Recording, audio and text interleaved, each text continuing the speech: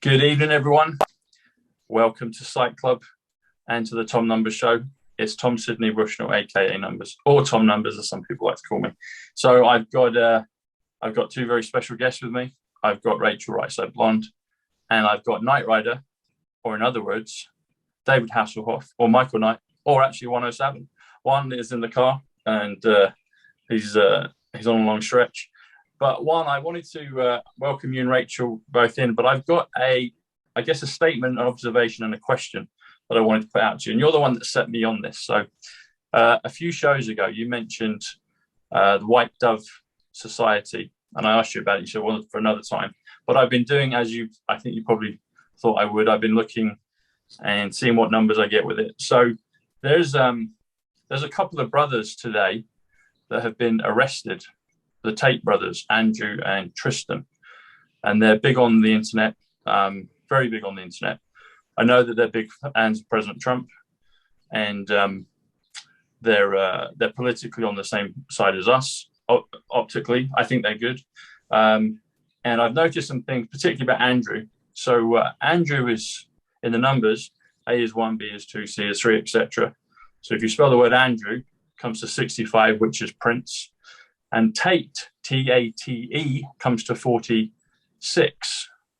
So Andrew Tate comes to Prince Dove, or Dove Prince. That comes to 111, which is perfection. And they've been arrested today. I think Tristan maybe has been let out. But it's all over social media and on the news and everything else. And they do this symbol a lot with their hands. I'm probably not showing it quite correctly, but they do this a lot. And it looks somewhat similar to maybe some of the images that we've maybe seen with President Trump, with Diana, with John, etc. And also there's an important word, super, and you left that with me when we talked earlier to set up the show. And that comes to the Dove as well, 79. I've been doing a lot of thoughts and numbers on the best is yet to come, 228. The Dove is yet to come, 228. That points perhaps to something into the future. But also, I always like to keep the numbers open, and I like to keep zeros, but you always say drop the zero. So if we do this in your case, if we do 107, 1 is 46, Dove. 7 is 65, which is Prince, or White Dove, as in Andrew Tate. Dove White, but we'll drop the zero in your case, so we'll just do 17. That's Dove White Dove. Anyway, I just wanted to put those out today, and it's an interesting subject, and I'm glad you kind of set me on the hunt, and I observed those things today. Rachel, did you have any comments? Because your name comes to 46 as well. Go on, sorry, one, yeah. Well, it depends on whether you're spelling it or putting it down in numbers. So one is not the same as the other. There is a lot of signaling going on groups. Behind the scenes, you have the secret handshake clubs, and then you have those that will give a wave to the others, but they're not a secret handshake club. So it's a lot of inside baseball. If you're on the team and you're communicating with other team members, you can do it with hand signs. If you're communicating, like these other secret handshake clubs want to do, they tend to do it with certain types of hand signals and handshakes. And so it's to the uninitiated, to people outside of these areas. For the most part, it's so many little subtleties that you're really not ever going to be fully effective at understanding those communications. There's certain basic ones that we watch and know what's going on, but just like inside baseball, you might change what your coding is game to game so that the other side doesn't know what you mean today with those hand signs or other things. and you're just not going to know it. The codes shift, they rotate. There's certain things that don't shift or rotate, symbology and meaning, things like that. But again, it's more important that we be aware that there's these alliances, these gimmicks, these tactics, these magic acts that are going on all around us all the time. If we're aware of that, then whatever we do see, we're not naive, as though there's no secret machinations, no secret club at work or something like that. I think that's where we get in trouble, is the naivety that doesn't dial into the equation that you are looking at groups that are working together to own and control the outcome of, elections, business contracts, global alliances, all across the board for their own gain. If one group is working in farming and another group is working in energy, you can name other zones that, for example, if I even just mention certain categories, just the category, this video in the algorithms would be flagged and wouldn't care even what I said specifically, just be flagged because of who I am. And I mentioned that word, and this video would be down in many of the categories. The minders won't let you have an honest conversation between each other. I was just talking with one of my guys here a few minutes ago, and he was reminding me of a situation where I had a conversation with a sitting U.S. senator who sat on a specific committee. And we were discussing a very important thing, sitting at the bar, having a drink and discussing a very important matter. And he says, yeah, I really can't, I really can't even comment on that. I don't know that we even want to, I want to listen to it. And as we're sitting there, and I'm like, we're pretty relaxed on this. I'm kind of shocked because he's the one that wanted to go to the bar and have a drink. And he says, they listen. If they're not listening on my phone, they're listening on yours and the next guy 2 seats over. So, we really just, I never ever discuss it. I can't make a vote on this because of that. And you don't realize how controlled your conversations are. You say, well, that was a sitting senator. This stuff makes a difference. In the aggregate, within the community, we across the world now are not being allowed to have a conversation. It's very, very, very controlled. They have conversations. And when they do, even within the clubs, they use number signals, hand signs, coded communications that the other side doesn't see or understand. So even within our community now, for example, before we came on the air a minute ago, you gave me a couple indications, just like you would in Inside Baseball. Okay, today, if you're going to talk about this subject, refer to it as this. Say it this way. And then the algorithms won't catch us. Well, that's what they've been doing for centuries. They do a particular little sign or a secret handshake. They can be in a room full of people. They know who each other are. They've acknowledged that the other one is a member of the same organization. And then they can do another sign here or there, 2 or 3 different things. And no, we want you to go this way or we want you to go that way. If a certain subject matter comes up, you give a high sign. Subject matter is something that they don't want to discuss or they don't want it to be voted a certain way or whatever. They give it a low sign. You're seeing this all the time. And now it's becoming where you're muzzled, even if you don't have, something on your face. You're muzzled in the way that your mind can express, and you're muzzled in what your mind's able to get access to from other people around you. I remember talking with one of my Russian friends. He came out of Russia after the wall collapsed. He was both a physicist and a doctor. He got his medical degrees, and then he decided he didn't like the medicine side. It was just yucky, and just wasn't quite for him. He was pushed into it because they decided they needed a bunch of doctors, and so the system just said, nope, that's what you're going to do, because he had high aptitude. And so he was able to divert and go into the physics.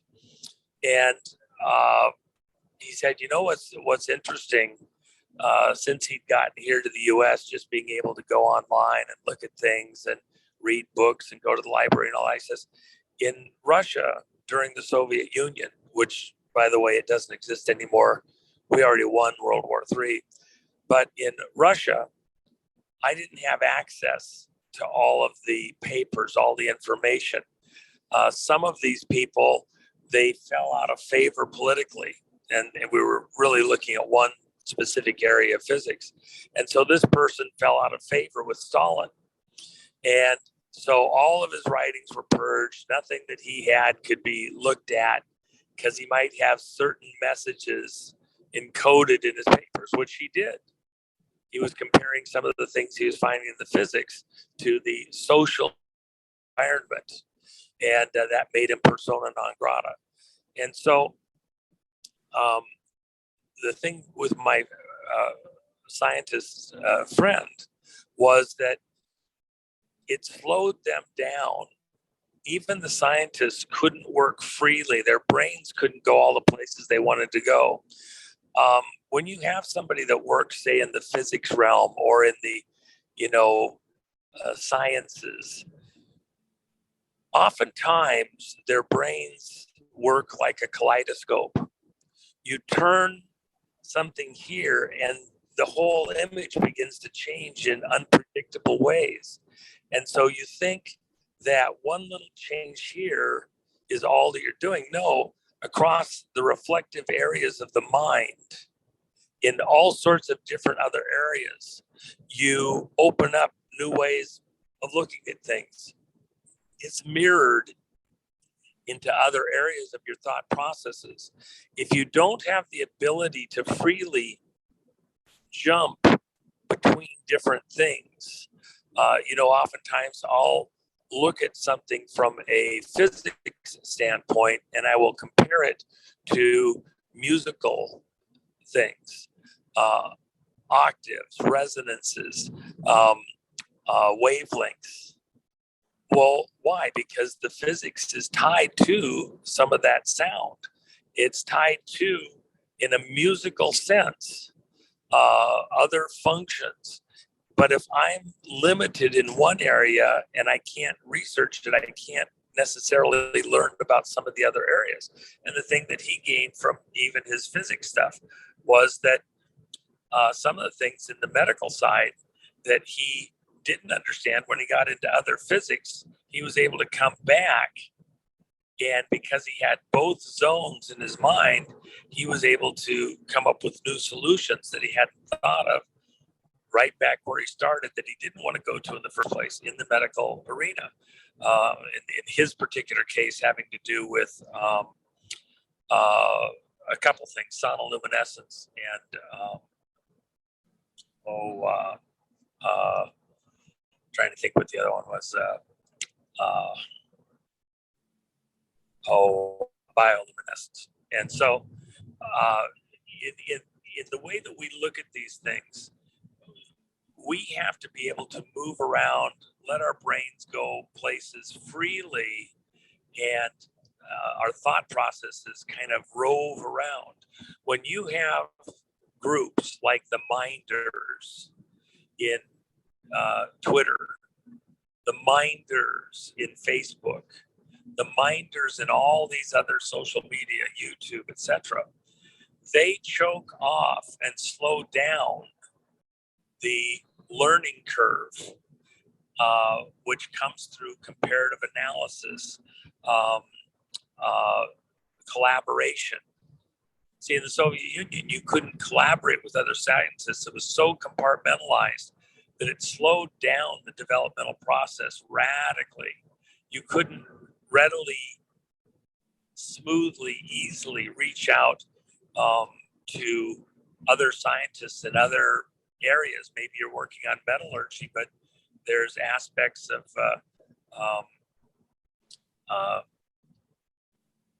resonances that you need to understand to come back to how to make the metals work.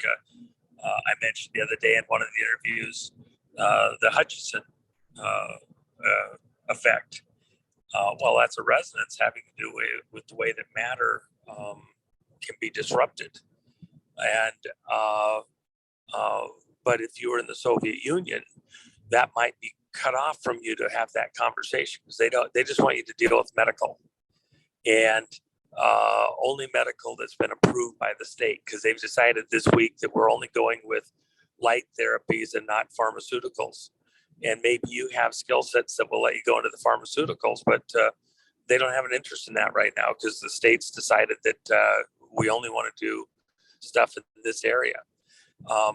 In social media, hooking us off from being able to have conversations and allowing our research, our minds to operate the way that they're designed. This kaleidoscopic nature where one area changes, but it's reflected through other areas of the mind at the exact same moment. And it's comparing things and learning things in other areas that would otherwise seem unrelated, except that they mirror. Our society builds out in a similar manner. If you look at America, the genius of America is that people get to be mavericks. They get to see an opening in business or have a new idea, a new way of looking at things, and they can instantaneously, classically express themselves, go out and do it, go out and try it, take a chance. Many will fail, some will not. And, society builds out. It's on a whim. It's on a instinct that can't be regulated, governed, just because the premier decides today we're going to, all medical stuff is going to be based on light waves. And we're only going to do it in this area of the light spectrum. But I have a pharmaceutical idea, but I have a new surgery technique. We're not doing surgery on anybody. If you can't heal them from the outside, if you can't do it with a frequency or a light wave, then we don't care about it. And if anybody's going to die, well, that's too bad, because that's what we're doing this year. That's the kinds of decisions that happen in a highly controlled governmental atmosphere or environment. When you choke off the ability to have conversations in social media where people can exchange ideas readily, freely, you're choking off the way that society makes decisions, the way they interact. You're closing people off from sharing understanding or ideas. It may seem connected from the latest cook thing or food thing, but if you're not comparing ideas, maybe the foods that you're using aren't the healthiest. Maybe the farming techniques that you're using are dangerous and over time going to be disastrous. I'll use another example.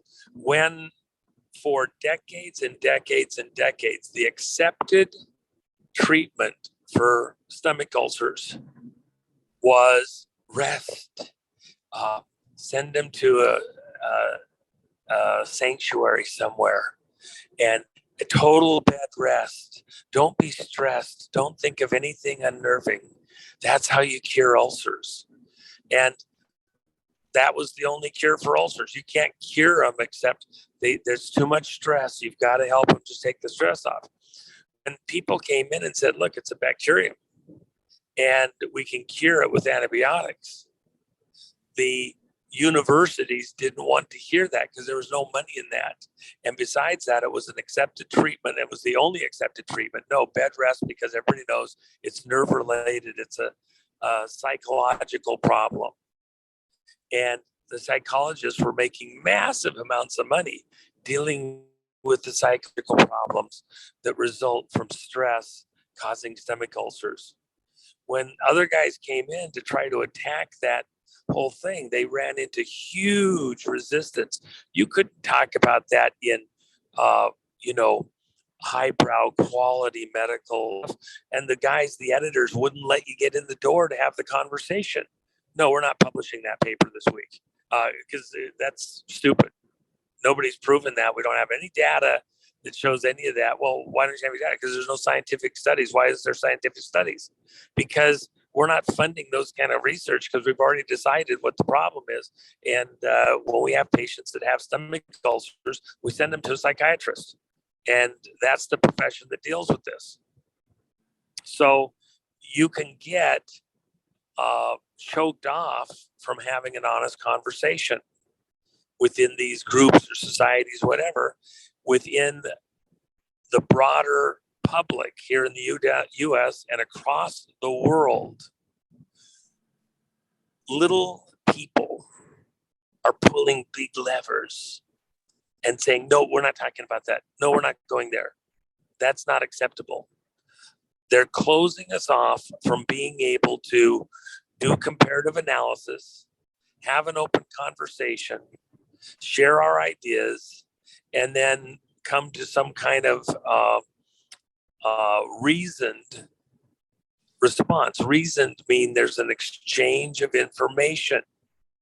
If you can't exchange that information based on your own observations with other people, explain yourself more fully, all of a sudden, bad things keep happening, like continuing to treat a biology issue as though it's a mental issue, which is what they did, hurting severely a generation of people who suffered unnecessarily with ulcers when it could have been treated in days or weeks with the right application of the right technology.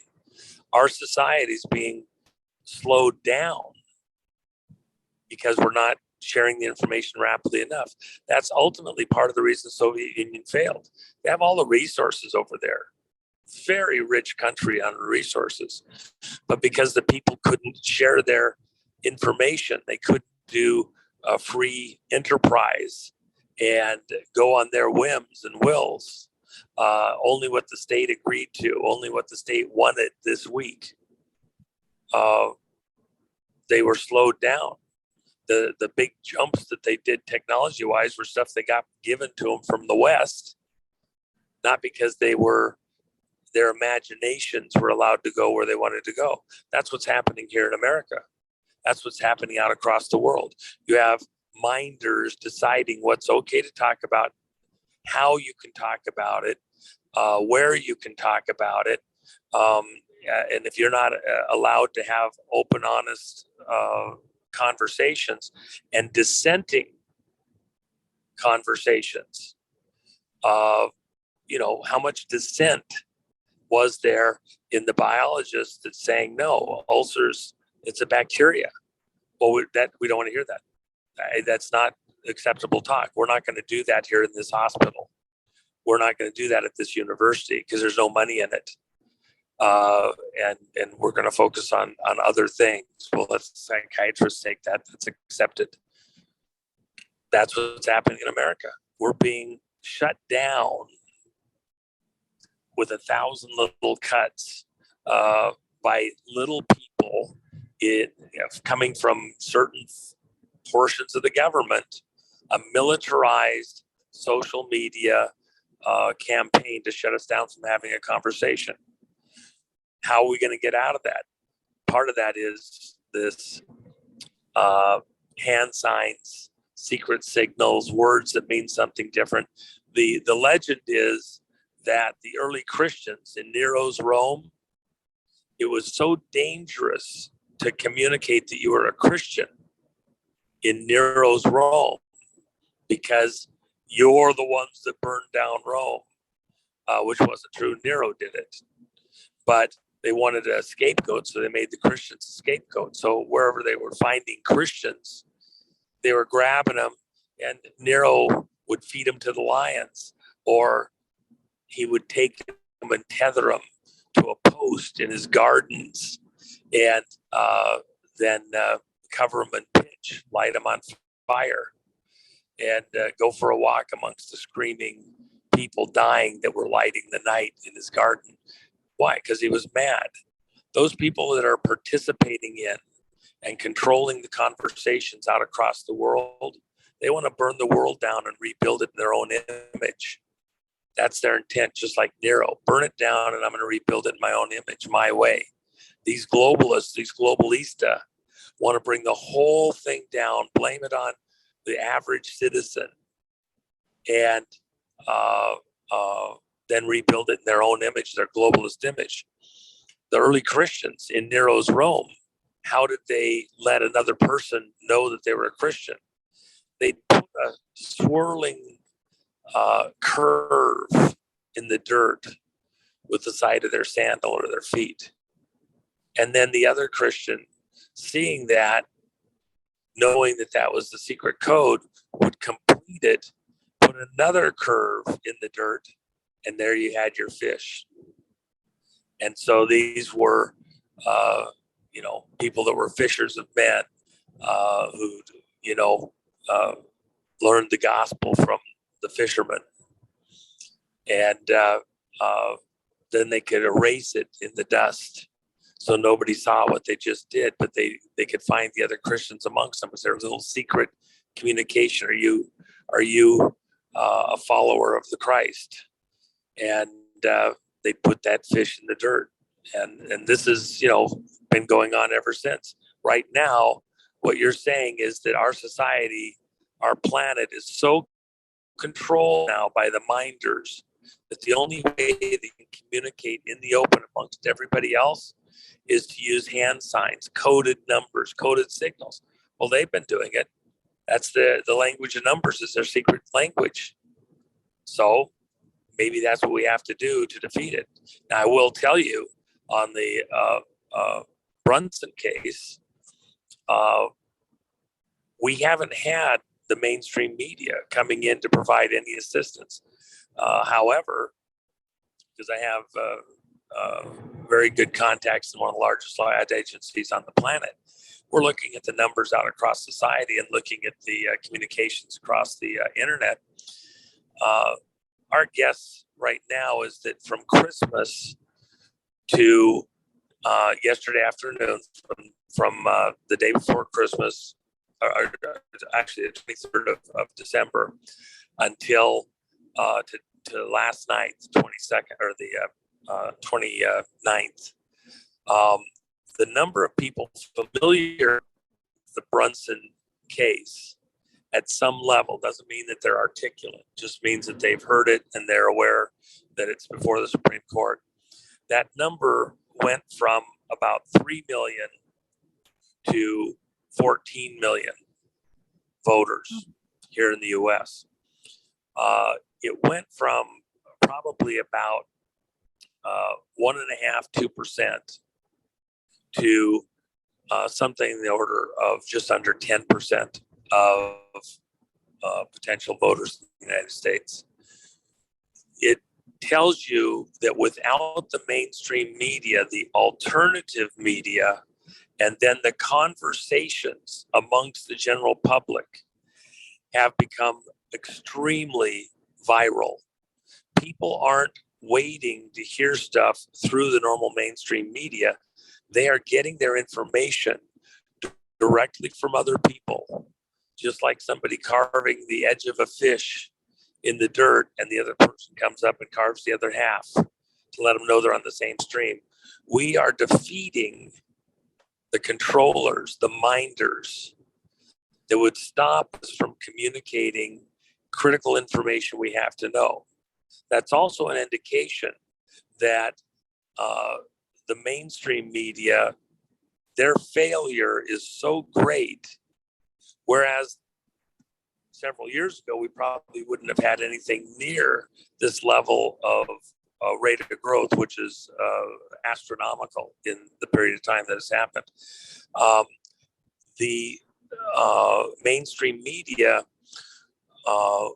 is being bypassed effectively by the alternative media and by private direct conversations. The thing that's the problem for the mainstream media is that they'll sit on a subject for 3 to 9 minutes between commercials and all sorts of other stuff. They only get 3 to 9 minutes. Tom, when you and I talk, we might talk regularly for 1 to 2 hours, and there's no commercials in there, at least directly when we put it together. That might be added later in some platform.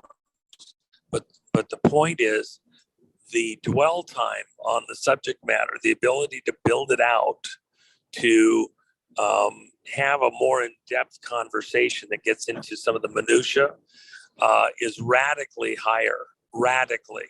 And so the people that are listening in these types of forums are getting much more detailed information, and they also then become much more articulate on some of the information than they would have in the mainstream media. In the mainstream media, they might get a kindergarten education in a longer format like this, and then hearing pieces multiple times, various locations with a longer dwell time. They're much more articulate, information more comprehensive, and the exchange of ideas is more extreme also. If they're into the comments, they might see stuff from people all over the planet. You'll see a lot of riffraff and BS in there, but you'll see a lot of people that come back with very interesting, diverse ideas, concepts, tidbits of information that will really take the conversation to an entirely another level. And that's the beauty of this format, these types of forums versus the mainstream media. So a lot of people think that we're losing because it's not on the mainstream media. Bullshit. We just proved on the Brunson matter that's not true. And oh, by the way, one of the largest letter writing campaigns to a government agency that's ever happened on the planet, and it's far from done with the Brunson case. So a lot of fun stuff there. All right. Any other questions? Thanks, Juan. Rachel. All right. Juan, I swear you can like read my thoughts or something, because I just wrote all of that stuff down. I sent my letters for the Brunson case 2 days ago, I think. So anyone watching, if you haven't done that, you still have a little bit of time. I like how that was like a tangible solution to a problem. Is there anything tangible or action steps people can do to help with the problem with the media? You talked about that as well. So it seems like that's a huge issue. Is there anything tangible people can do other than just not watch it? Well, I don't care that the other media is out there. You know, they got their turf, we got ours. And if you want to reach people at the periphery of these conversations, you know, from our end, you've got family members and other people that, you know, that's the only thing they'll watch. So my contention is, in part, the letters to the Supreme Court show an active participatory group that's taking an active enough interest to send out the letter, one to the Supreme Court, one to the Brunson brothers, throw a buck and one to the Brunson brothers, just help cover their costs. But the reason that that's important is because in a digital age, the act of sending a letter takes way more time. And see, in the digital stuff, that can be frauded in ways, and you can push it in ways that it's just not a very trustworthy vote, if you will. However, when you're doing the letter, you're more vested. It's like, stepping forward when they need volunteers in a military situation or something. It takes, it's a small act, but it represents a whole lot more. And it's harder to manipulate like something in the digital realm could be. It's a far more trustworthy thing. And I believe the court will recognize that. Anybody that thinks that the court isn't affected or unaware or whatever,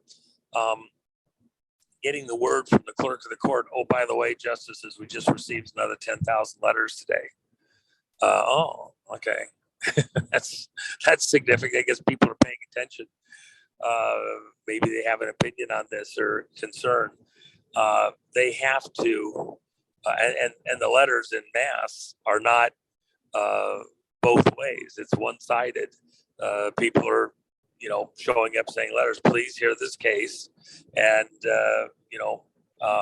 choose on the side that oaths mean something, and which is the whole case. It's not whether Trump won the election or Biden won or like that. It's that an investigation was called for, was warranted, and the people that voted to certify the election did so without the benefit of any information on whether or not there was foreign interference, even though 100 members of Congress came together and said, we've got to pause and do a 10-day investigation. Something's wrong, and the investigation will prove that. Well, they wouldn't even lift their finger to do an investigation. They had a predetermined decision that nothing happened. Well, how do you know that if you didn't do an investigation?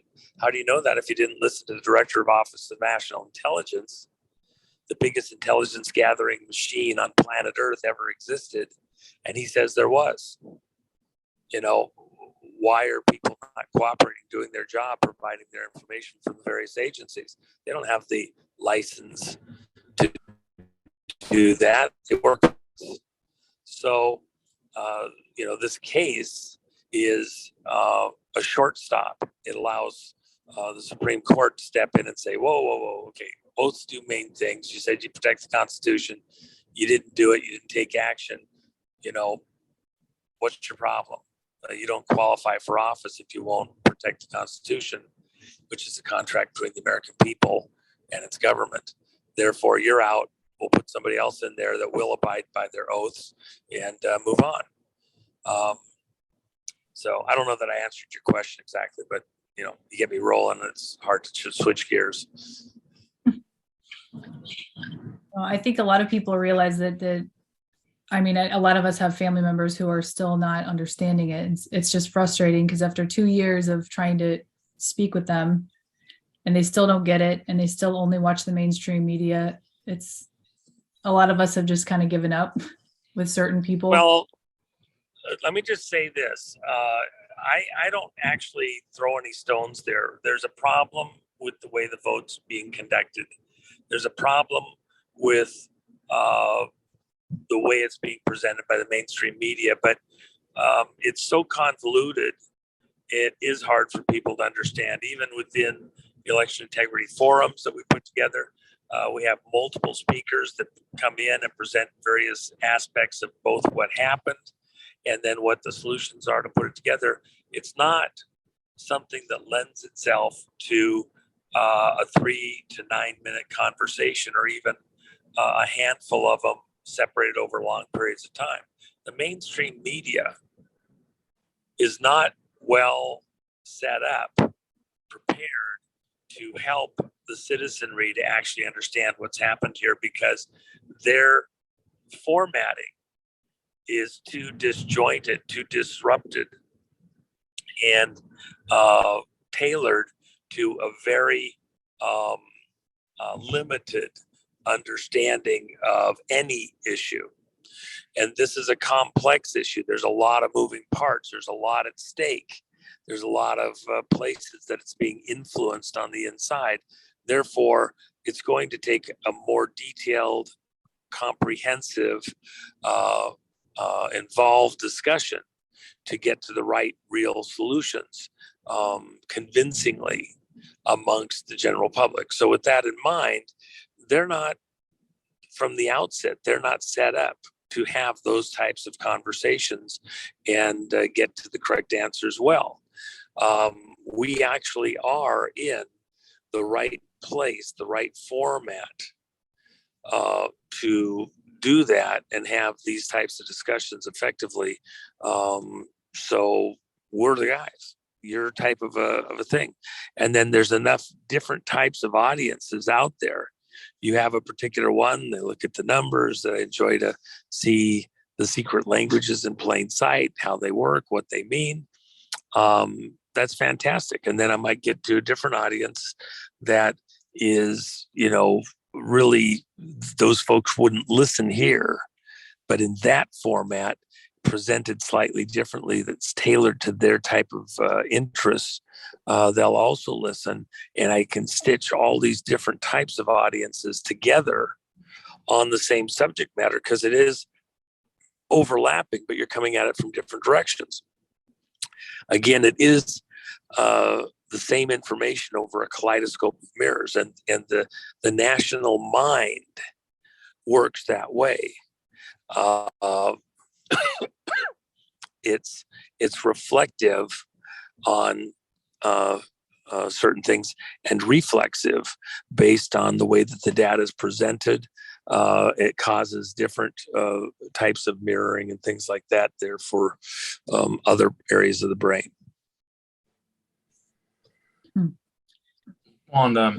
Sorry, go on, Rich, carry on.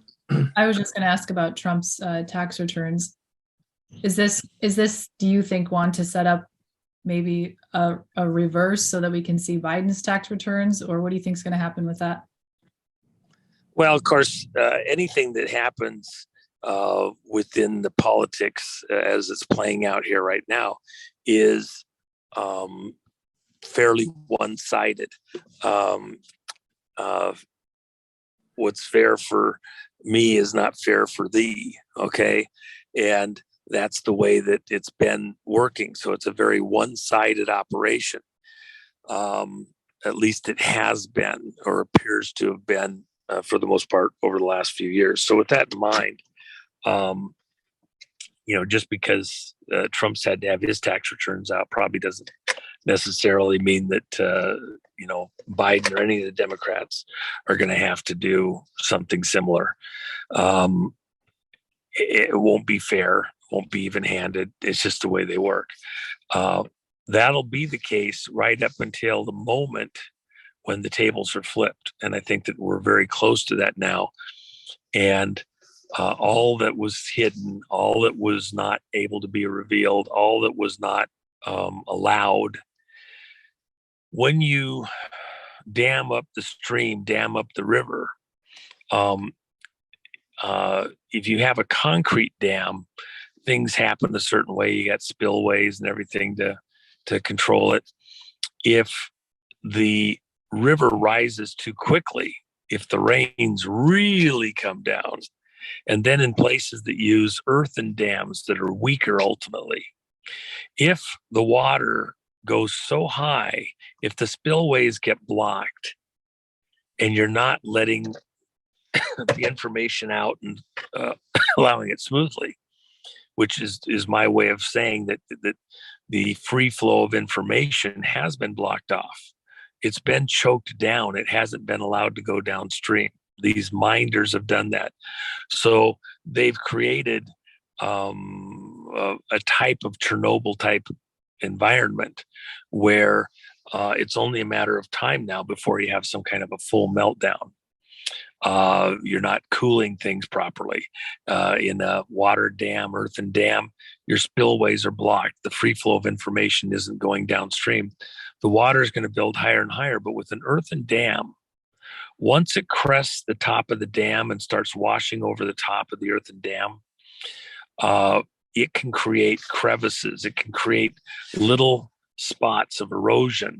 And all of a sudden, almost seemingly instantaneously, that one spot where the water is able to go through more freely and a crevice starts to climb in, it races to that spot and washes it even deeper and even deeper.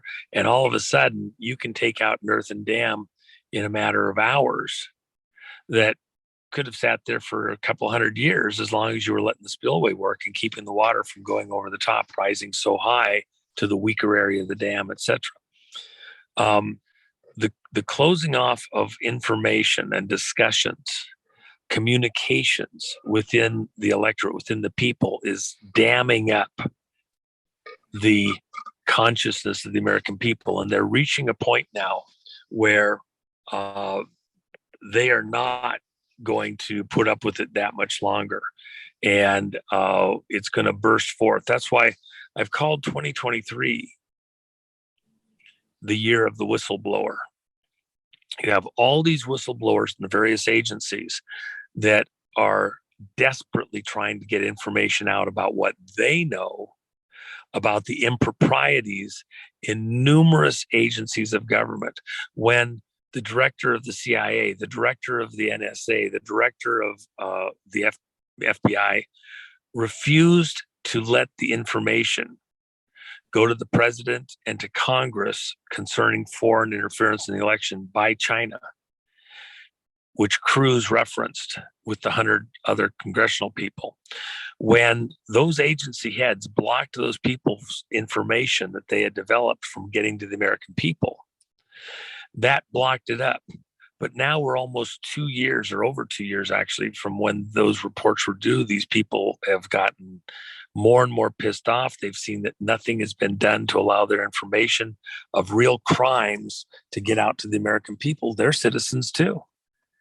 And they're frustrated too. I'm just telling you, 2023 is the year of the whistleblower.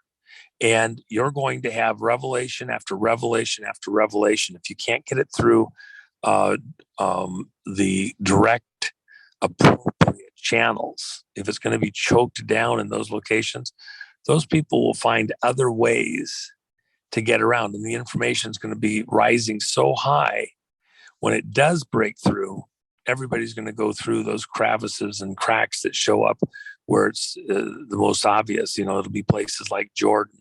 You'll have a church committee type hearings like we had in the 70s, where the CIA's family jewels were all released about all the mischief and bullshit that was going on over at CIA. You're going to have that, but it's going to involve, you know, a dozen agencies, not one.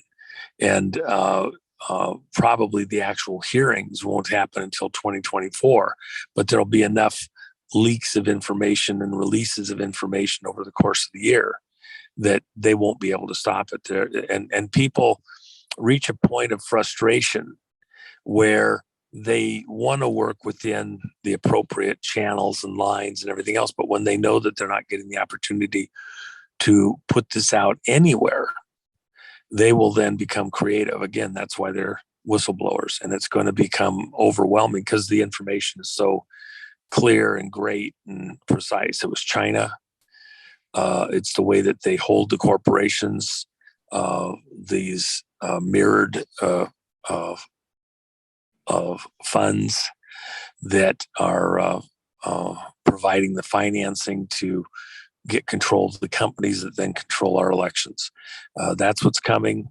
It's going to be, you know, mind shattering for most Americans, but it'll be undeniable, and it will affect the politics in ways that are going to ultimately result in some type of flip. Will it be the Brunson case in the Supreme Court? Will it come out some other place, some other way? We'll have to watch and see, but it is coming. Wow.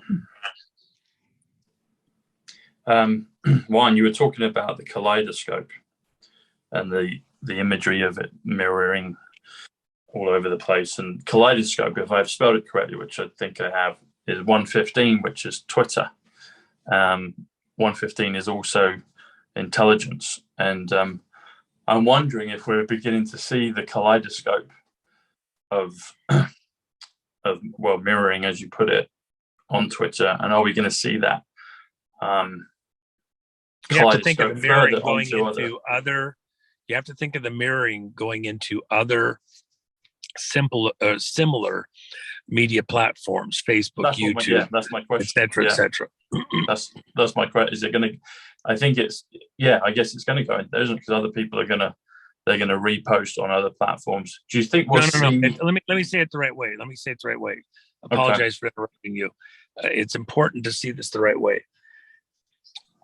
Twitter is what I just described to you.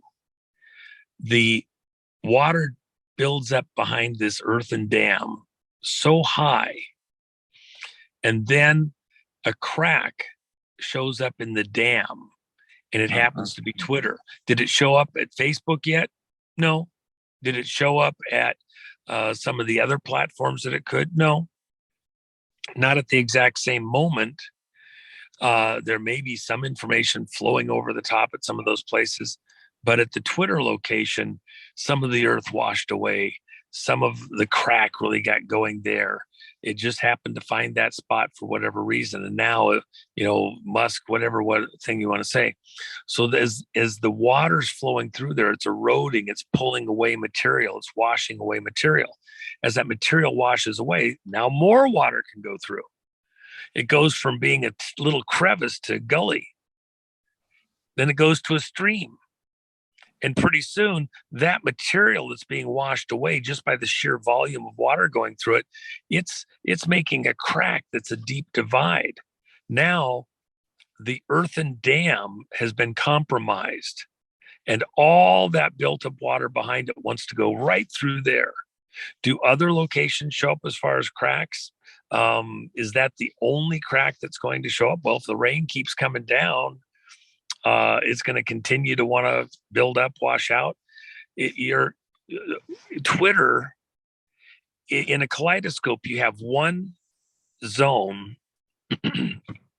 where, let's say, the marbles or the rocks or whatever, the glitter is in that exact zone. The rest are mirrors reflecting off of that zone of material.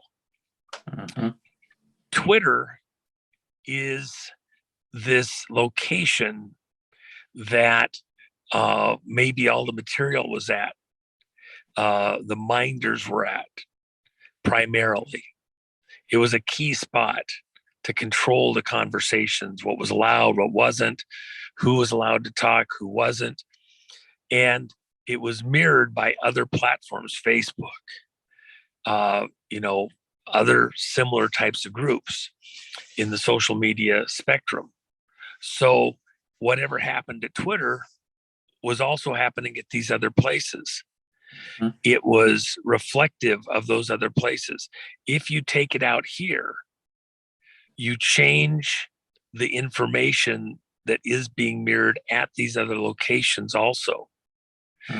In this particular example, the reality is you had multiple kaleidoscopes. Facebook, within what was allowed and controlled in the real conversations there, within Facebook, it's all mirrored out because people communicate to other locations, Telegram, Truth Social, other places. So each of these groups is really a kaleidoscope of its own. And within that group, whatever's allowed is mirrored by other accounts within that group. When you go to look at one kaleidoscope or another, whether you see your information through the Twitter kaleidoscope, and all the people there reflect what Twitter allows you to say, which is ultimately what the FBI agents and the other government agencies, OGA, which is code for CIA, primarily, what they want you to see. And then it's mirrored between all the accounts, real or fake. Remember, half the accounts at Twitter or more are fake accounts. Why was Twitter so critical? Because Twitter had the highest rate of social interaction, repetition, reflection off of the authorized material. And all of those people that were getting their quick, instantaneous information about what's going on in the world, they then went to their other accounts at Telegram, Truth Social, Facebook, and said what they saw here at Twitter because it had the highest turnover rate. Why did it have the highest turnover rate? Because over half the accounts are fake. You get that? Fake accounts, the machine, the computer is driving what's allowed to be said and how it's allowed to be verbalized. And then those fake accounts are going into the other social media around the planet and imprinting the information that they then say. And remember, Facebook, Twitter, all those social media accounts were created in the DARPA system, Defense Advanced Research Program. This is a militarized way of attacking the consciousness of people around the globe. How they think, how they look at stuff, how they articulate it, and who they articulate it to. This is a mind control, militarized social media platform developed in the military industrial complex. Exactly what Eisenhower warned America about. Exactly what President Kennedy was warning you about. Secret societies controlling public consciousness so that they could move the world where they wanted us to go, not where we would go naturally, because they're maneuvering us like cattle to the cattle chute, to the kill. Yeah, that was pretty much my question and observation. Yeah, the kaleidoscope, and so that's really great. We're going to see the kaleidoscope effect. We're going to see the ripple effect into the other networks, which is brilliant. And it works both ways. Okay. When the whistleblowers are effective, just like they are being at Truth or at Twitter, what happens is those releases at Twitter about what's really going on and the government agents and agency controls at Twitter, now the very thing that was working to their advantage becomes their biggest concern. You now have an erosion of the dam at Twitter.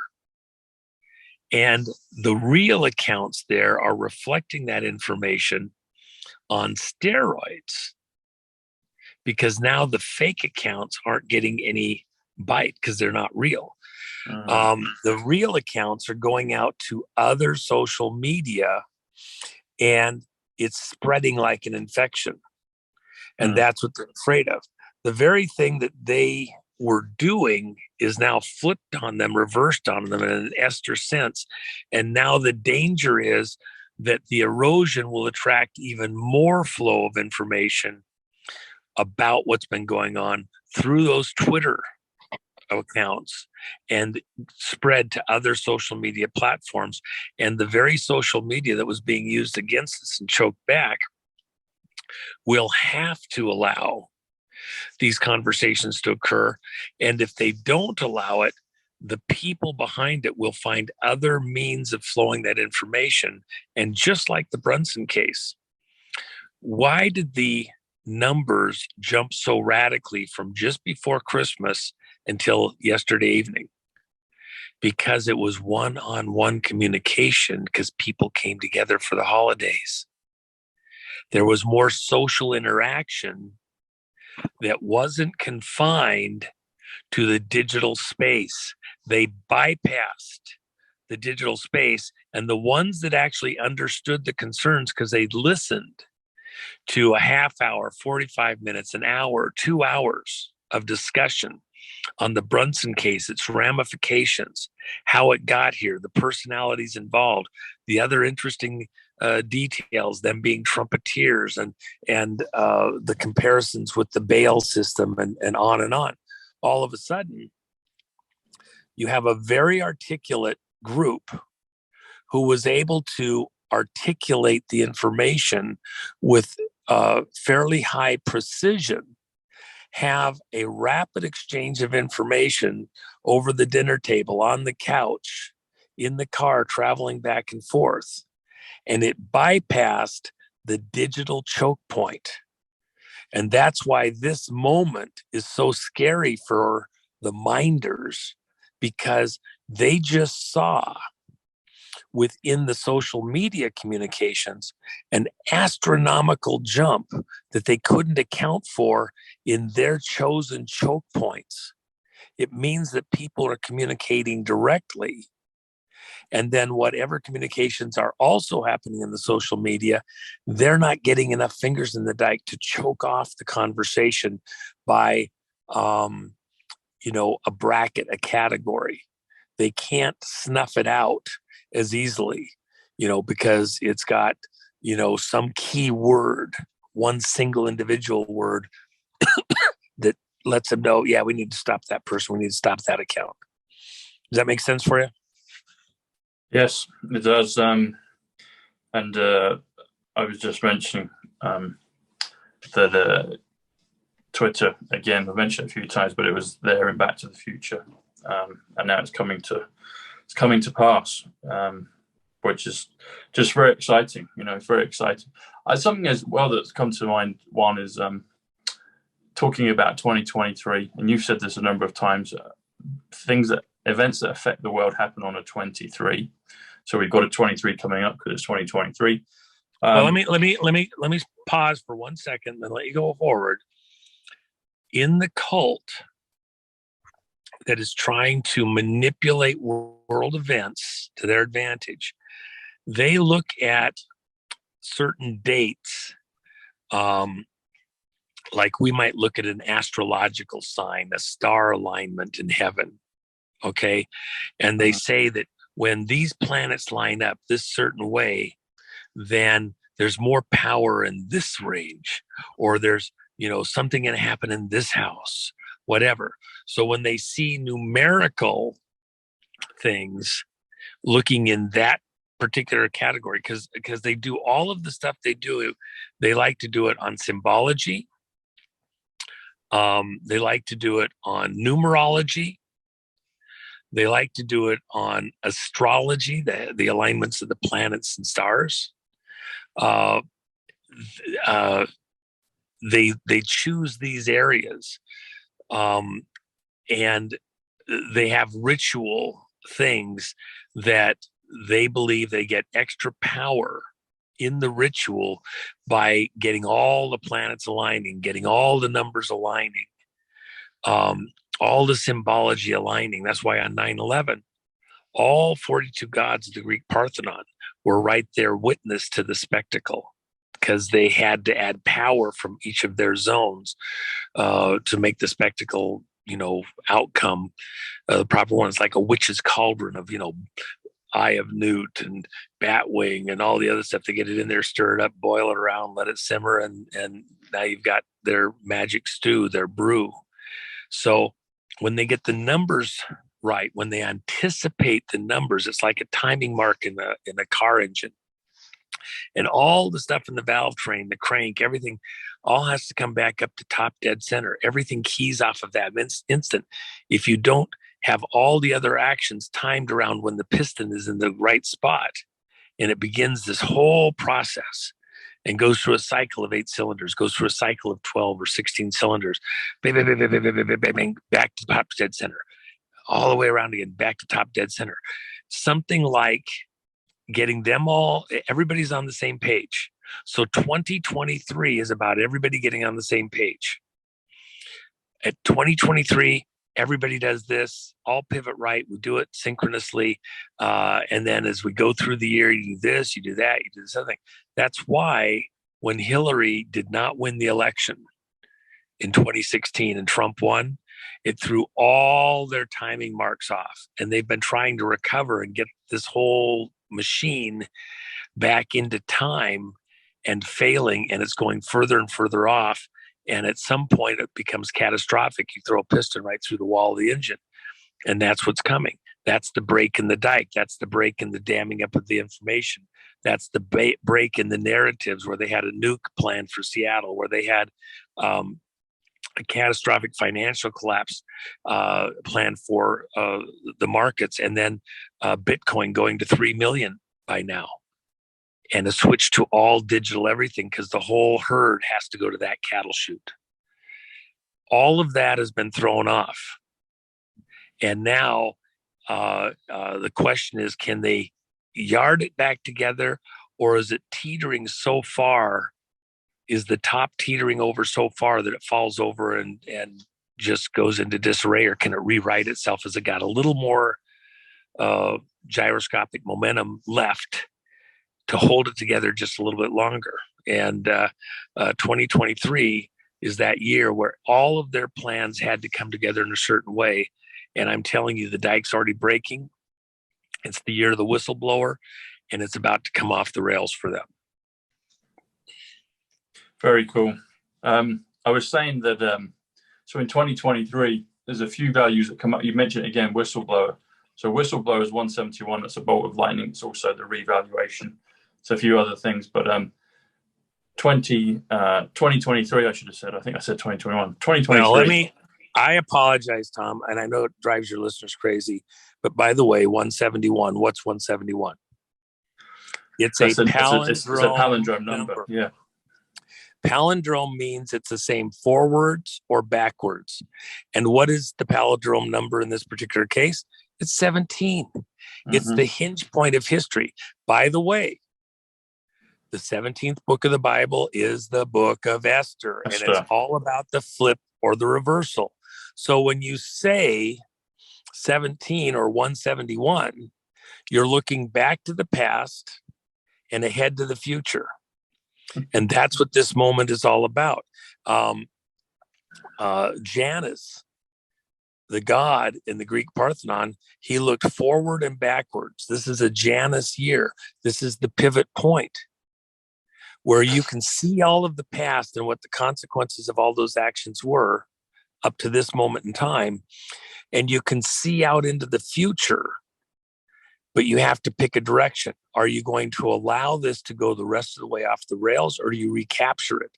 It's the 17. Is the 17 the Osiris 17 that's been reigning and ruling over America and the world for the last couple hundred years?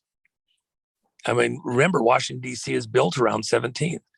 The monument to Osiris, called the Washington Monument, the penis of Osiris. It's the center point of the entire city.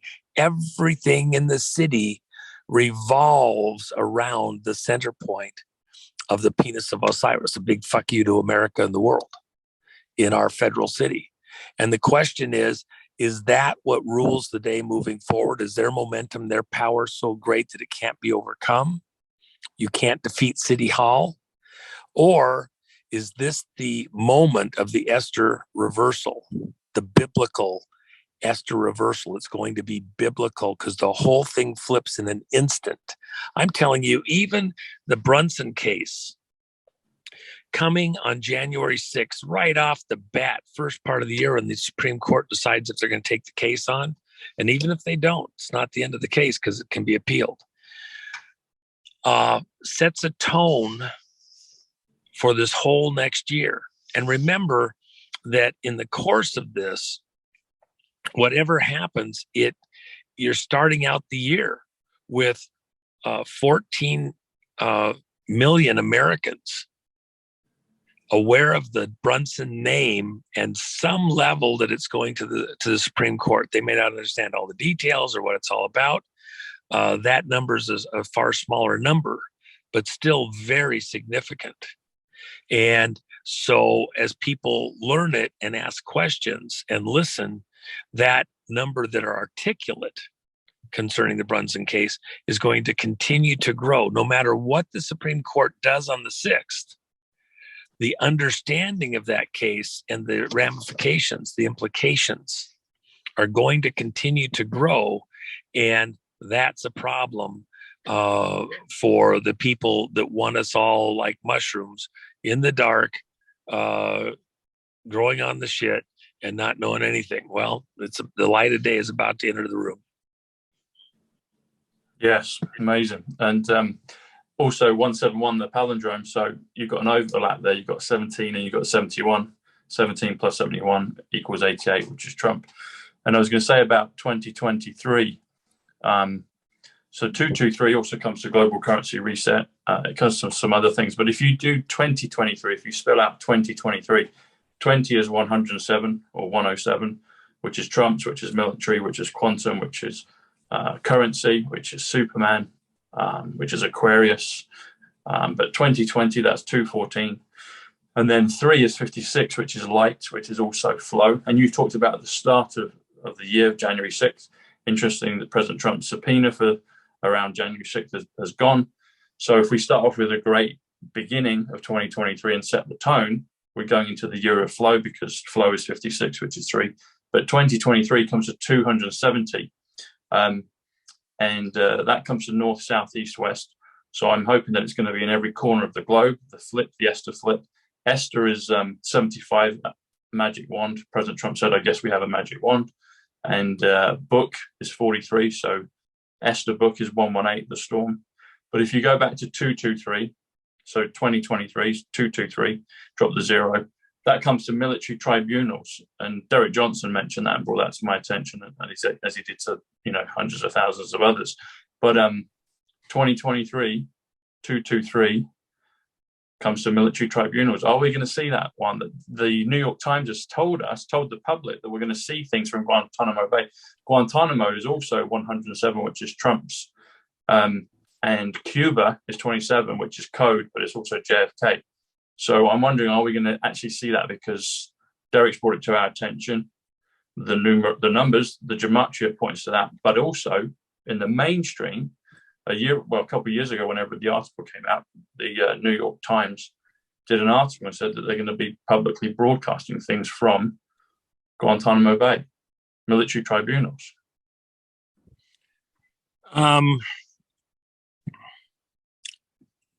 There's stuff I would like to say, but the problem is that it would get twisted a bit, and you would have people, going off in different directions. And by the way, let me just add this. Even over at Truth Social, somebody apparently posted something earlier today in my name, which was not me. I don't do social media. Complete total bullshit, saying that Nancy Pelosi had been hung today or some stupid thing. Complete bullshit. And that doesn't help the conversation. Not today. And so anybody that heard that or saw that, please go let the folks know that that certainly was not from me, and it's painful. That said,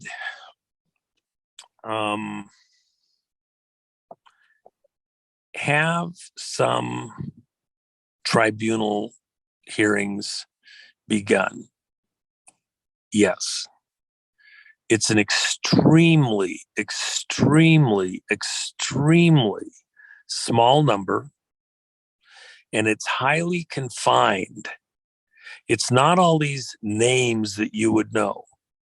It's names that are virtually unknown anywhere because it's from people in the intelligence community.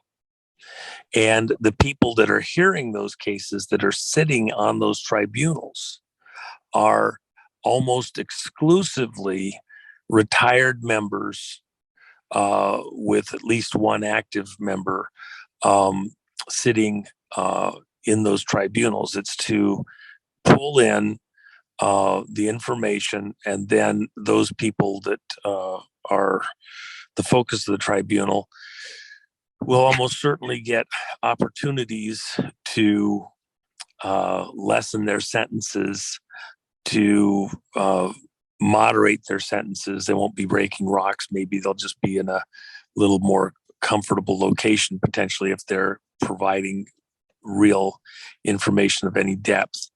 It's a very, very, very, very tiny number at this moment in time. Will it increase? Well, the whole point of those early ones is it's going to spider web out to all the other connections. And behind the scenes, I guarantee you that that's the concern of many of the players. They know where they've been involved, where they've looked the other way. There's sins of commission and sins of omission. If you make an oath There's things that you must do, and there's things that you absolutely cannot do. And so you can violate your oath with an act of commission or an act of omission. And in the intelligence community, that's why I say this is the year of the whistleblower. Already we have people begging for their information to be heard in some legitimate location. And if that's not possible, then bypass the choke points and get it to the public elsewise so that they can be seen and heard and known. I'm not one of the bad guys. I didn't do that. I'm not in that crowd. Why do they want to whistleblow? Because they're scared to death. They're going down with the ship when they weren't good to go with it. And they want to be counted in the right way. And that they didn't get there sooner. Nobody should be throwing any stones in most cases, because this is a very difficult area to navigate legally.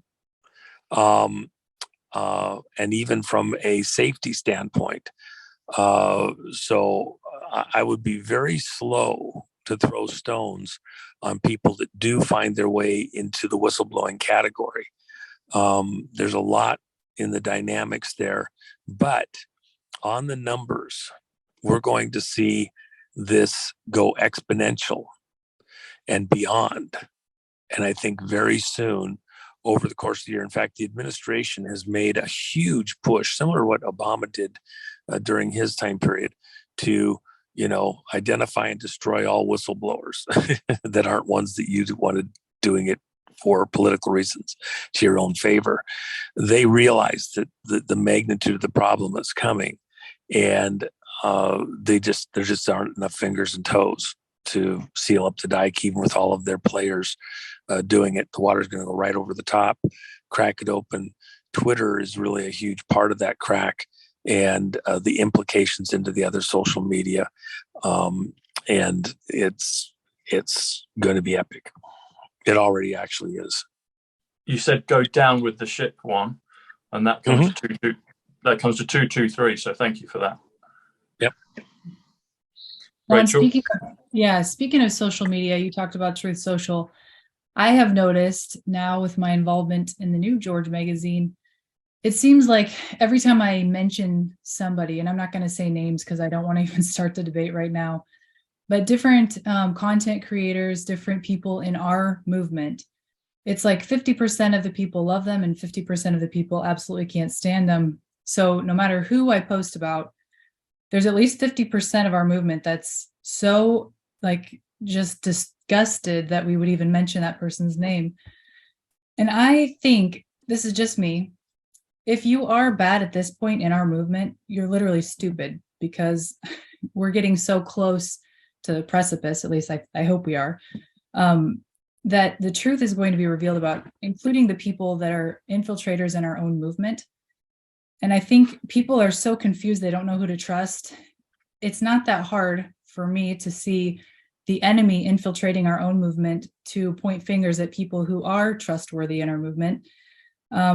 Can you speak to that? Because I think a lot of people are just kind of like, they're trying to use their best discernment, but it's really hard right now because there's just so many arrows being thrown and so many different people coming forward that may or may not be trustworthy. So what can you say to that?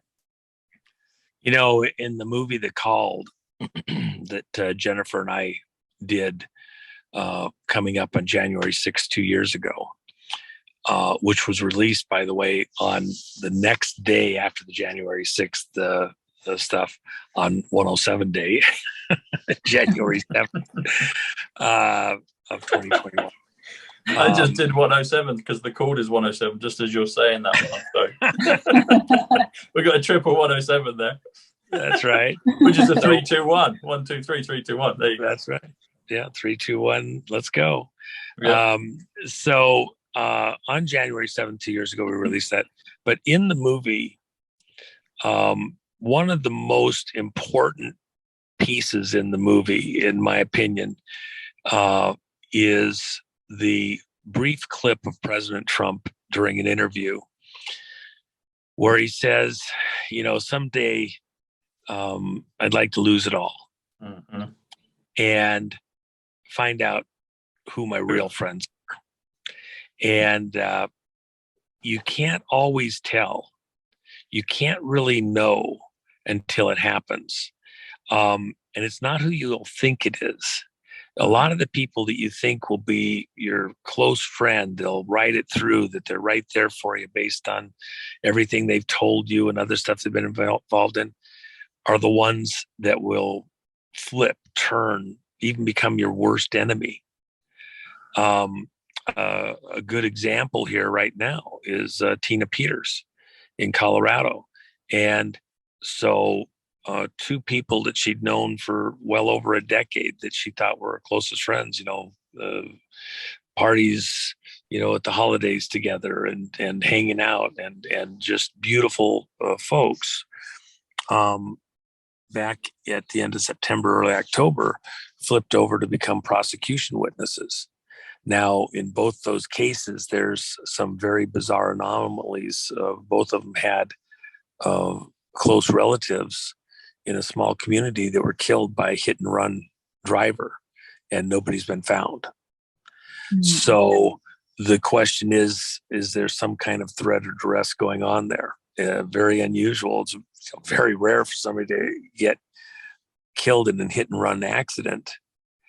And then not even to find the person, but to have two people in a critical case where that's happened, very bizarre. And we have other stuff in other states that are similar in nature. This is a real war. This is a real fight. Are the people that might turn on you in a crisis, is it merely because they were never the person they portrayed themselves to be, or are they under some kind of threat or duress that you haven't seen or understood or identified? But President Trump, in that one little clip, he says, see, under stress, I said this to someone here just a short while back, they were fussing about, people abandoning them and they're not there and they're, these are their friends and why? And I says, no, you're not looking at this correctly. It's a gift from God to find out, to have that moment, to find out who your true, real friends are. When you think of relationships, how many marriages were somehow getting by coming up on this medical situation, which again, I have to choke my words out so I don't say some word that'll trigger some algorithm to not let us have an honest conversation within the kaleidoscope of mental ideas. But imagine how many relationships, marriages, people that, have decided to live together, whatever.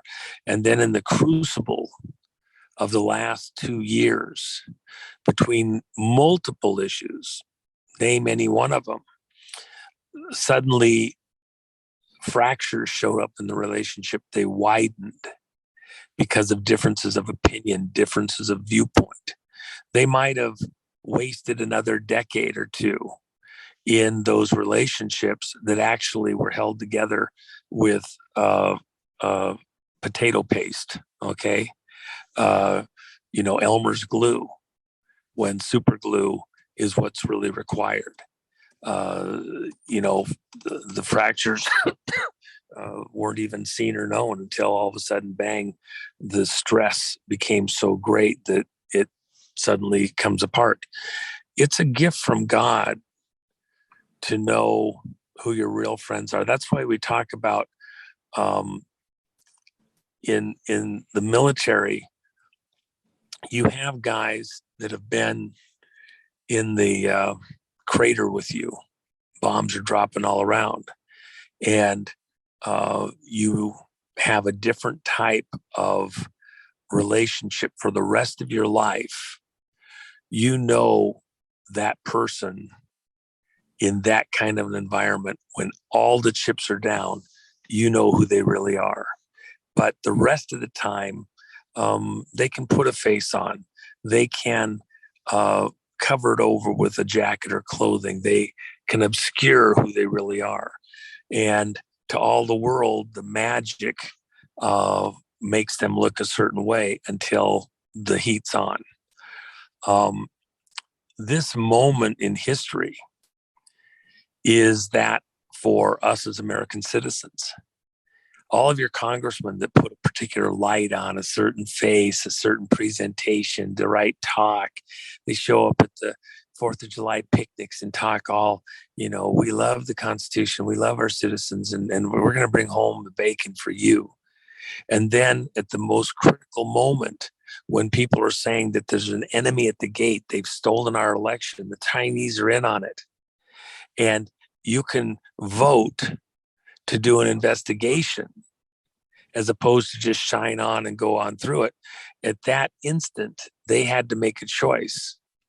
And we know who those members of Congress are that didn't care about their oaths, didn't care about the Constitution, didn't care about the contract with the American citizens. They just wanted to get along, go along with the people that came into power because it suited their purposes, because they have family members that have contracts that are getting the money because they're in power. And the Chinese love them and they're in power. And we're a globalist society moving towards a globalist ambition. And I'm good to go with that. And so they voted a certain way. And now you know who they really are. Up until it was as clear and precise as an up-down vote, certify or don't certify, you didn't fully know. You might have had indications. You might have had they were wrong on this or wrong on that. I didn't like this other thing. But the issue wasn't so precisely, clearly defined. And now you know. And you can operate accordingly moving forward. That's what President Trump was talking about. When it's all laid bare and it's down to, are you really my friend? Will you really give me your honest advice at the critical moment? Or are you just going to be, a fair weather friend? That's what Washington dealt with at the Delaware during this exact few days, where those troops that remained went across the Delaware through a snowstorm, got the Hessians, put them on the run, stole all their stuff to themselves, their clothing even, let alone all their munitions. And then they went back and doubled down a second day in a row. Nobody thought they'd do it. They couldn't even imagine that they'd have the audacity. And it bought them enough time to stay in the war until they could win. That was the decisive moment. We're at that kind of a moment right now in America. And we're going to find out who the people are that actually have the guts, the will, the determination, the attitude to carry on the fight and straight forward until we get the victory that we must have. Failure is not an option. Failure is not an option. Failure is not an option. Those people, well, if this doesn't happen by such and so day, I'm done with it. All right. Great. Get on your way. Don't let the door hit you on the ass on the way out. Okay. Yeah. Go ahead and talk that way. Go ahead and be that way. Go ahead and express that way. Go take all your friends with you. It's like what happened with Gideon's army. Gideon told the whole army, he says, look, I know you guys are scared. There's way more of them than there is of us. God's on our side. Well, I'm scared. I don't know if I want to do this. I mean, you think we even got a prayer? I don't want to go out there and die. They go, so guys got machetes and spears and horses and everything. And they're going to trample us. All right.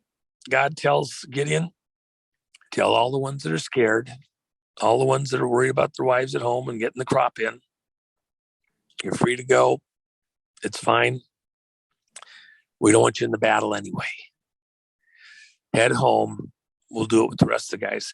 And then a lot of guys stuck around. They were scared to death, but they stuck around because they had some sense of, responsibility, etc. And they weren't scaredy cats. They stayed. But God said, you know what, actually, even those, their heart's not fully in it. I want to show you what I'm talking about. So he tells Gideon, go down and observe the people as they're drinking at the river. Let's go over to the water and watch how they drink.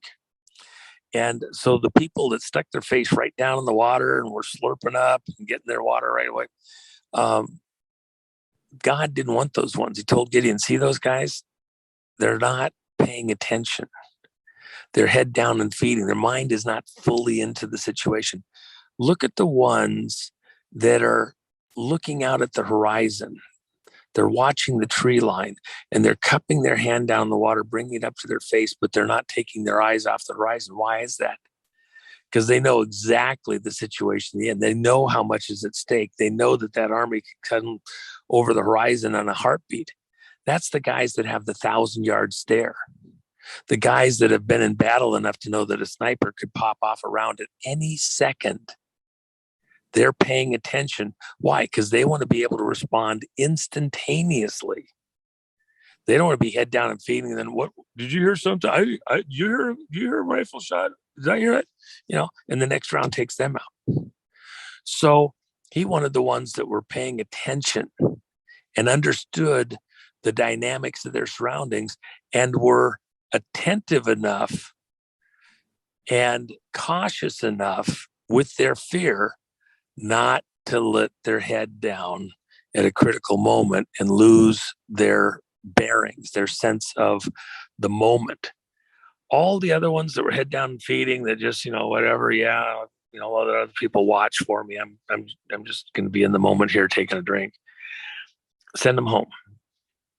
It's not that they weren't willing, but they weren't as on point and ready to go and attentive as the ones God chose. We're at that moment now. And the 300 in Gideon's army were vastly outnumbered by the enemy. But even in the people retreating, God used that. You know how he used it? The people that left and went home, armies always have spies. They always have sentries. They have forward observers. This has gone on forever. You want to watch what's going on at the enemy's camp. So they had people that were watching the camp of the Israelites, its strategic locations. And they saw huge volume of the army get up and leave. Now, they didn't know exactly why they were leaving, but they could surmise, if you're the enemy looking, a bunch of their warriors just picked up their stuff and left, boss. I don't know what. I think they're scared to death. We got to beat our drums louder. We're going to scare them all away. And so they go out, they polish their swords, they, polish their shields. They make a big demonstration of, doing a march back and forth. Okay, we're all in order, ready to go. Yes, yes. Turn right, turn left, do a good demonstration. Let the Israelites see that. Well, at the same time, the Israelites, God's telling his people, he's telling Gideon, let's weed it out further. And the sentries, the observers that are watching, hidden away, see the vast majority of the men leaving and just a tiny component of slowpokes still there, going to bring up the rear. Well, that makes sense. You're the enemy commander. Oh, so we scared the shit out of them. They're gone. They're done. They're not even going to fight. They're leaving. Okay, everybody, take a break, rest up, have a good meal. We're going to go take Israel. We're going to trample them over one farm at a time. We're going to own this place, okay? So rest up. We'll leave. We'll start this whole fight tomorrow. In the meantime, the 300 that God wanted, he said, I want the victory. But this is the most important point, even for America today. God is not an Indian giver. God gave the earth and everything in it to Adam and his seed. That's us.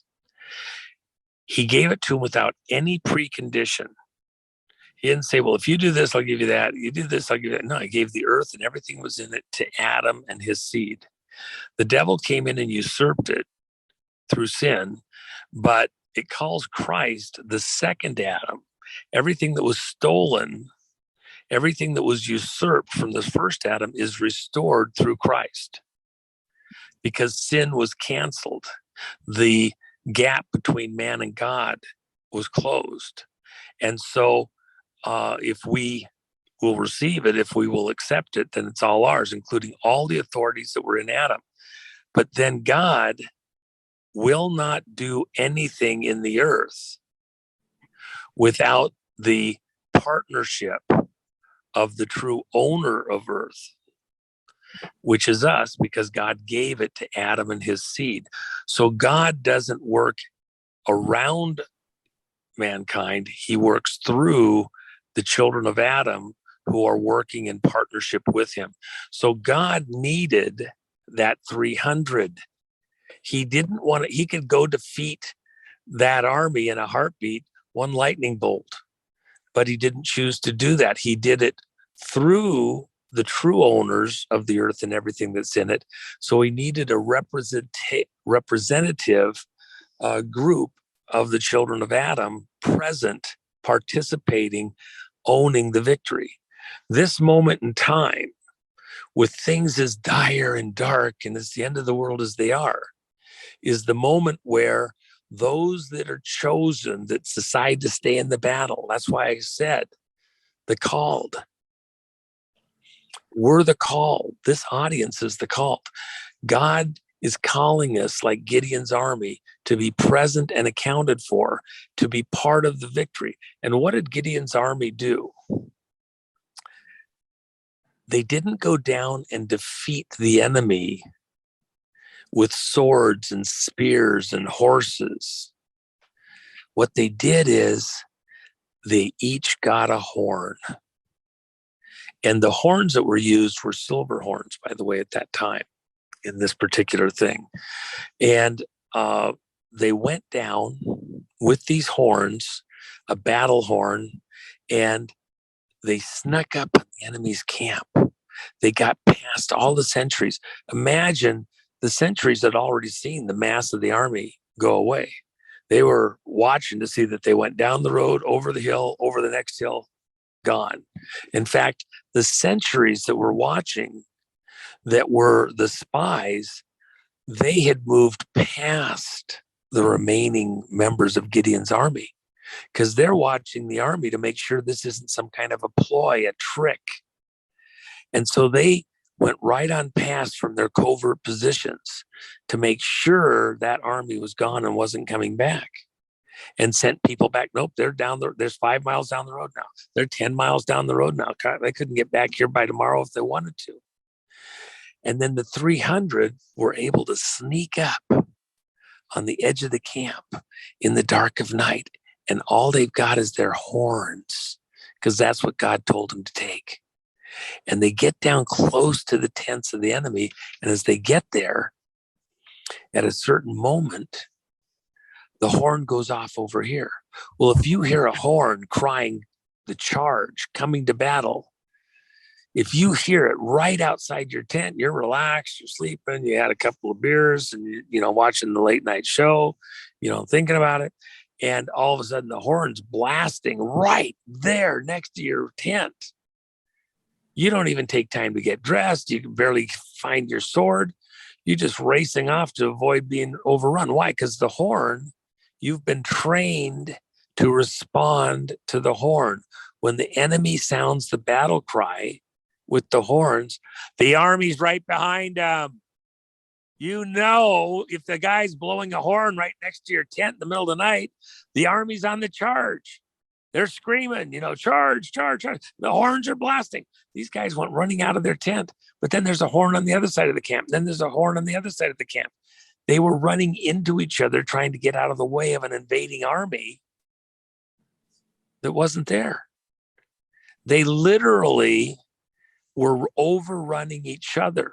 And then, because nobody's got a uniform on and it's dark out, and you got campfires all over the place, they thought the other guys running at them were the enemy. So they're killing each other.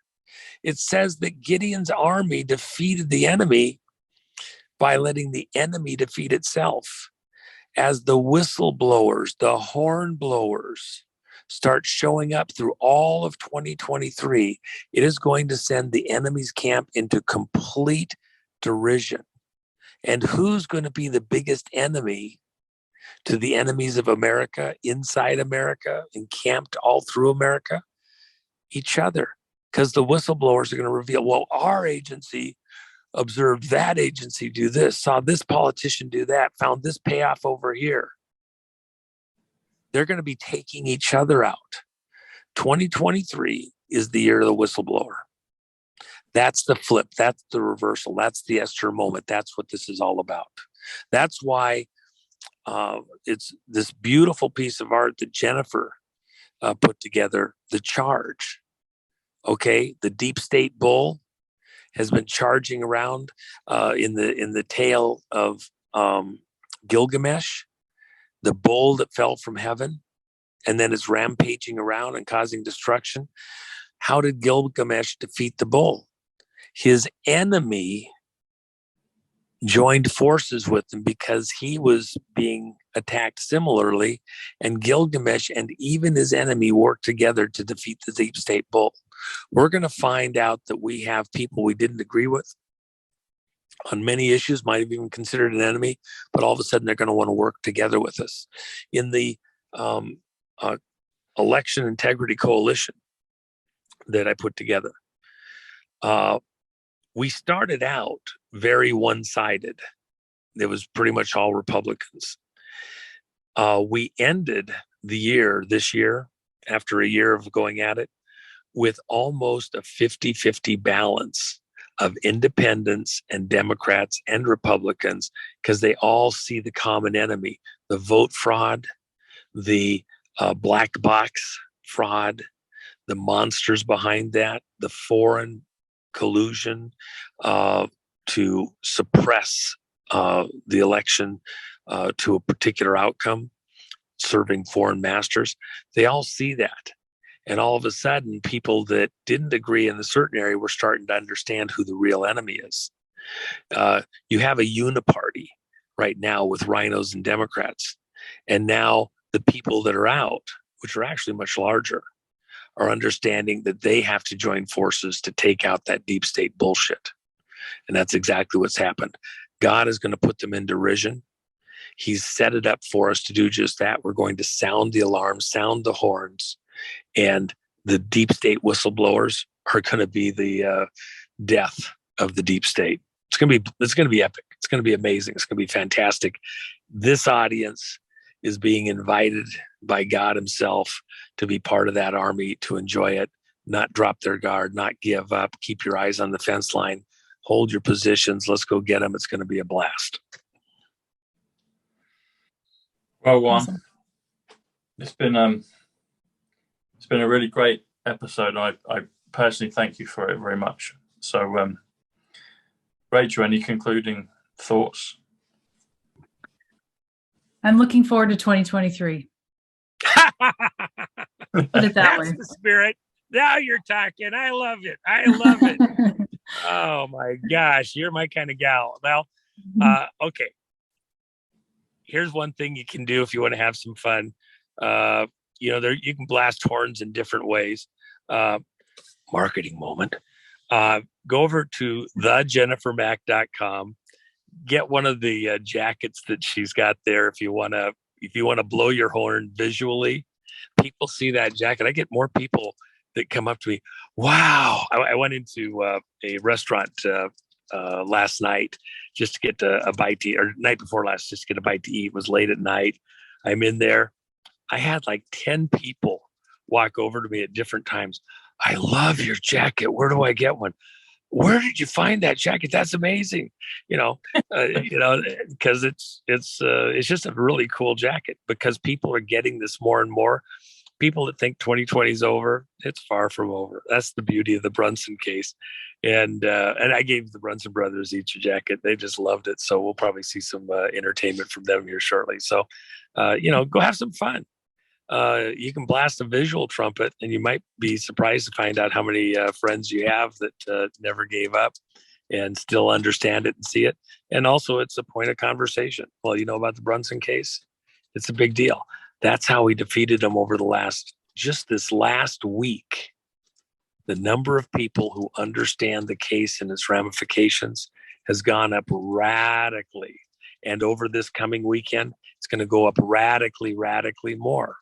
And that's the makings for a big win. Let's go blast our trumpets and put them all on the run in the enemy's camp and have a blast for 2023. Yeehaw. Yahoo. Thanks, Juan. Thanks, Rach. We'll put the links up for Jennifer so people can get the jackets. We'll put Rachel's link up for her YouTube, which is WriteSide Blonde. I'll put mine up, the Tom Numbers Show and Site Club on both of the channels, Telegram, Rumble, Twitter, all of it. So Truth Social. And Battle Horn. Horn is 55. JFK, JR. Melania, Heaven, 55. And Battle is 60. Battle Horn, that comes to 115, which comes to Kaleidoscope, comes to Intelligence, and it comes to Twitter. And the Battle Horn comes to 148, which comes to Simple Gematria, Emmett Brown, Time Traveler, and Donald J. Trump. Well, by the way, Tom, let me just mention one thing. I think sometime this weekend we'll have it back up for the people who are outside the U.S. We'll have a way for them to get the books over at Gumroad here, and it's a big pain in the neck to send them outside the U.S. But I think we've got that coming back up for a little bit on the first and second editions, and third edition's coming shortly, and we'll be talking about that here shortly also. But anyway, it's still before mailing is probably a solid 30 days out, but we're very close. So anyway, appreciate all that. Appreciate everybody here, and hope you found something worthwhile in the show there. Thanks, Tom. Thanks, Juan. And thanks, Rach. And talking of the storm is 118, which is God's children. You mentioned God's children. It's also First Dove, which is 118. The Awakening is 118.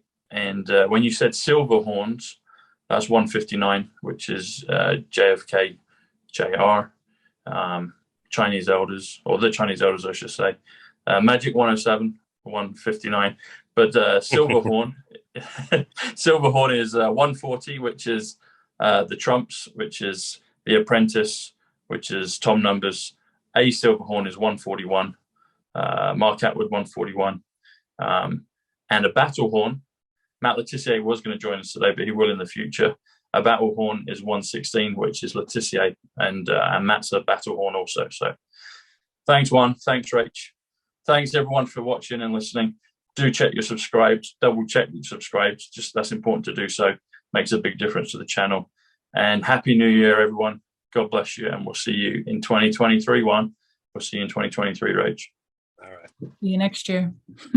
See you next year. Bye. Thanks, Juan. Thanks, Rach. Cheers. Bye.